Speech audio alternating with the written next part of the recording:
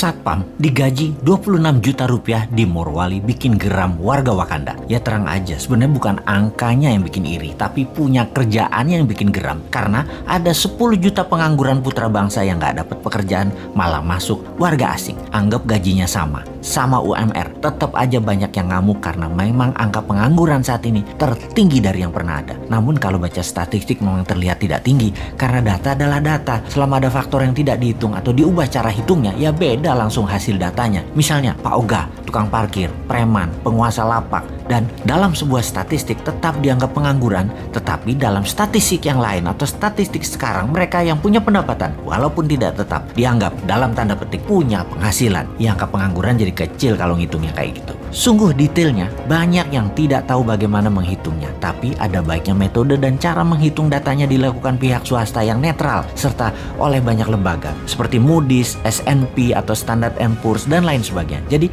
kita kembali ke topik aja deh. TKA Tiongkok yang membanjir besar-besaran dalam periode pemerintahan saat ini sangat melukai hati 10 juta pengangguran di Indonesia. Sebenarnya alasannya apa sih? Mereka lebih ahli? Nggak juga. Alasan pejabat aja biar dibenarkan pejabat tertinggi. Namun sesungguhnya pejabat ini yang membiarkan mereka masuk ini sudah menghina rakyat Indonesia berkali-kali, tapi tetap didiamkan karena gaji mereka yang besar dan banyak jumlah tenaga kerja itu. Sesungguhnya hal inilah yang menyakitkan hati banyak saudara kita para pengangguran di Indonesia. Oke, kita sebagai penyeimbang informasi, bagaimana harusnya mengingatkan mereka bernegara yang benar? Newman itu selalu punya penyeimbang pikiran dan punya solusinya. Kita sebelum memberikan usulan kita ke Korea Selatan. Bagaimana Korea Selatan mengelola tenaga kerjanya? Nomor 1, buka lapangan pekerjaan buat rakyatnya terlebih dahulu. Ketika 100% rakyatnya bekerja, ternyata masih banyak pekerjaan-pekerjaan yang diperlukan untuk hal yang level bawah. Bangsa Korea adalah bangsa yang bangga nasionalismenya, maka pekerjaan level bawah itu diberikan ke orang asing atau tenaga kerja asing.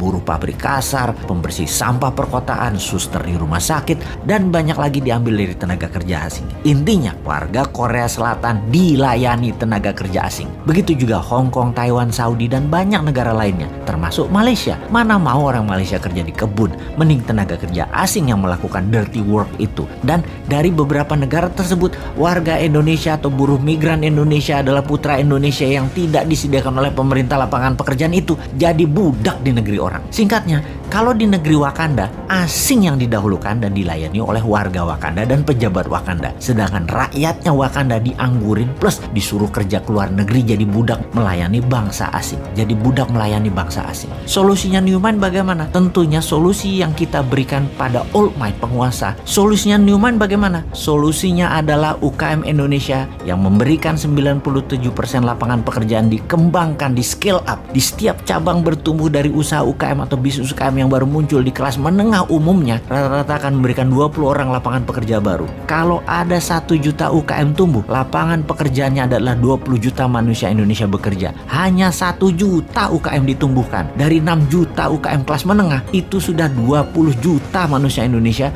bekerja. Maka selesai sudah masalah pengangguran itu. Itulah kontribusi Newman. Contohnya bukan hanya wacana. Santara urun dana yang saat ini masih kecil kontribusinya, baru 100 UKM dibiayai. Sampai akhir 2022 nanti kita targetkan 10.000 yang dibiayai, alias 200.000 tenaga kerja akan terakomodir dengan sistem santara urun dana. Walaupun kecil, karena tidak didukung pemerintah, kita terus fight karena ada Anda sahabat semua yang mendukung. Kita maju terus, kita semangat terus selama kita didukung hati sahabat semua. Kembali ke solusi dari pejabat sekarang. Adakah mana keberpihakan Anda kepada UKM dan penganggurannya? 3 tahun ke depan deh ditunggu solusinya. Ada nggak? Jangan-jangan nggak ada deh lu.